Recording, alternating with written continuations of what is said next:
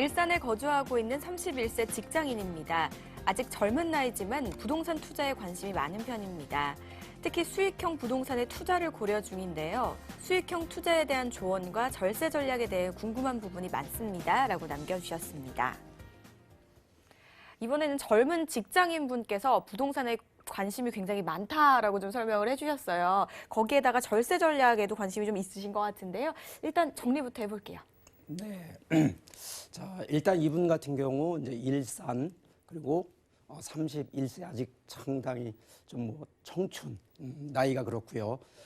현재 임대 수익형 투자 그러면서도 절세, 이 세금에 대한 좀 마인드가 좀 있으신 분 같습니다.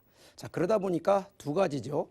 수익형 부동산과 세금 절세를 어떻게 좀 조합을 하고 어떻게 포트폴리오를 할 것인지. 자, 그거 예산은 약 한 3억 원 정도 가지고 한번 계획을 하시는데, 자, 이분 같은 경우도 제가 좀 정확하게 재테크 플랜 제시해 드리도록 하겠습니다.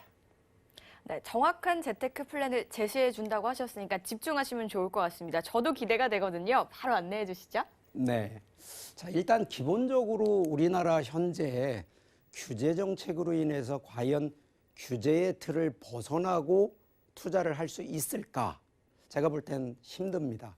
자, 그래서 기본적인 거는 알고 가자라는 게 원칙입니다.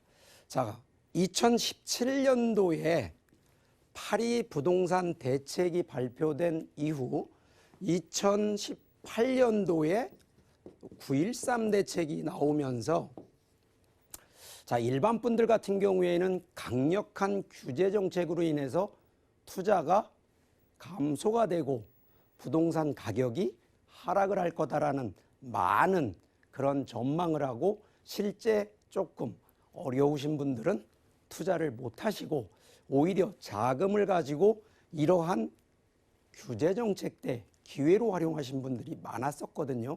결론은 그 기회를 투자로 전환하신 분들이 성공을 하셨어요. 자, 근데 그분들이 그 리스크, 규제를 알면서도, 무서움을 알면서도 왜 했을까? 그거는 바로 방법을 알고 있었기 때문입니다. 자, 첫 번째가 파리 부동산 대책에서 첫 번째를 지역을 정부가 딱 정했습니다. 조정 대상 지역, 투기과열지구요, 투기지역. 여기에 다주택자들을 결국은 주택수 많이 늘리지 마라. 거기에 이제 일반 아파트 분양권 같은 경우에도 함부로 하지 마라. 그리고 여기에 이제 더 1세대 1주택에 대한 비과세를 좀 더 강화를 시켰어요. 자, 그런데 9.13 대책에서는 자, 이런 지역과 이러한 이런 부분이 아니라 여기에서는 바로 종부세, 종합부동산세의 강화, 그리고 대출 강화. 자, 여기서 대출 강화라는 얘기는 대출을 많이 해주는 강화가 아니고요. 이게 대출 규제입니다. 결국은 자기 자본 없는 분들 못하게 했죠. 자, 그런 와중에 금년 11월 6일 날 부산 3개구를 조정대상 지역 해제가 되면서 발 빠르신 분들은 벌써 여기 들어가서 이 동네에 투자하는 물건 벌써 들어가신 분들도 있다는 거. 자, 두 번째는 9.13 대책이 분명히 세금인데 가장 큰 문제가 보유하고 있으면서 내는 종합부동산세입니다. 자, 그런데 이게 점점 가면 갈수록 세금을 더 내야 되거든요. 자, 그럼 이것도 절세를 해야 되고요.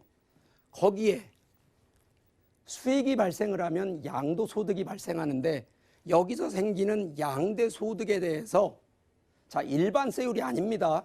여기도 다주택자에 대한 중과세까지. 그래서 결론은 2주택 갖고 있는 분은 10% 중과, 3주택은 20% 중과. 그러면 일반세율에 10%, 20%를 더 내니 내가 수익이 암만 많이 나도 세금 절세 없이는 힘들다. 이 결론이 그거고요.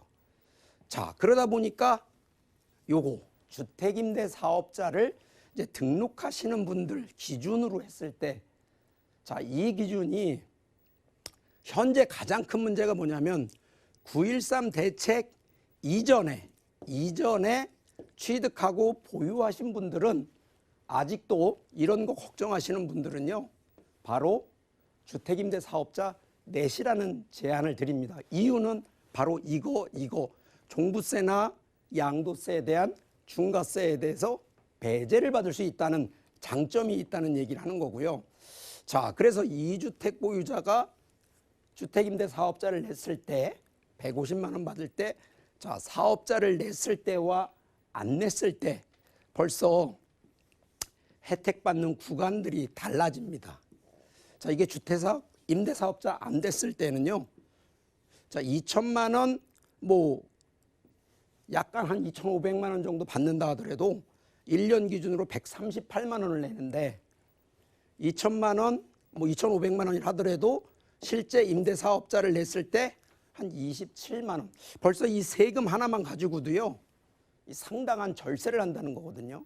자, 그래서 3억 원 가지고도 충분히 투자에 대한 지역 선정도 중요하지만 바로 이 절세를 하기 위해서는 바로 이러한 임대주택 사업을 통해 어떤 전략으로 투자를 하고 운영을 할 건지, 자, 이런 게 1, 2년 가지고 되는 게 아니고요. 플랜을 최소 5년 단위, 10년 단위 계획을 가지고 임대주택 사업을 하셔야지 그냥 내 마음대로 하셔서는 이런 세금 절세 쉽지 않다는 거거든요. 그래서 이런 부분들은 혹시나 잘 모르시거나 앞으로 어떻게 해야 될지, 자, 이런 분들 전화를 주십시오. 그러면 저희가 좀 상세하게 개인적으로라도 상담을 꼭 드릴 테니까 꼭 궁금하신 분들 전화 주시길 바라겠습니다. 네, 지역 선정만큼이나 중요한 게 절세 전략인 것 같아요. 그래서 각 대책별로 세금에 대한 이야기, 어떤 혜택을 누릴 수 있는지 들어봤으니까 참고해 주시기 바라고요. 자세한 지역은 김수연 캐스터가 소개해 준다고 합니다. 네, 이번 사연자분은 수익형 부동산 투자와 절세 전략까지 생길 수 있는 부동산 투자를 찾고 계신데요. 과연 어떤 곳일지 화면으로 바로 만나보도록 하겠습니다. 네, 서울시 영등포구 영등포도 2가입니다. 영등포 지역은 현재 2030 서울 플랜에서 당당히 서울 3대 도심 중 한 곳으로 이름을 올린 곳인데요. 여의도와 상암 DMC 그리고 마곡지구 등 서울의 대형 업무단지로의 우수한 접근성은 물론이고 영등포 뉴타운 등 영등포의 다양한 자체 개발로 인해서 앞으로가 더 기대되는 곳입니다. 그럼 영등포의 소액 재테크 부동산도 소개해드리겠습니다. 위치는 1호선과 5호선 환승역인 신길역과 1호선 영등포역을 도보권 내로 이용할 수 있는 위치이고요. 특히 1, 2인 가구들을 선호하는 소형 오피스텔입니다. 현재 신길역 인근의 시세는 약 2억 4,895만 원에서 2억 5,895만 원 정도로 형성되어 있습니다. 보다 자세한 내용은 역시 전문가의 분석을 통해서 더 알아보도록 하겠습니다.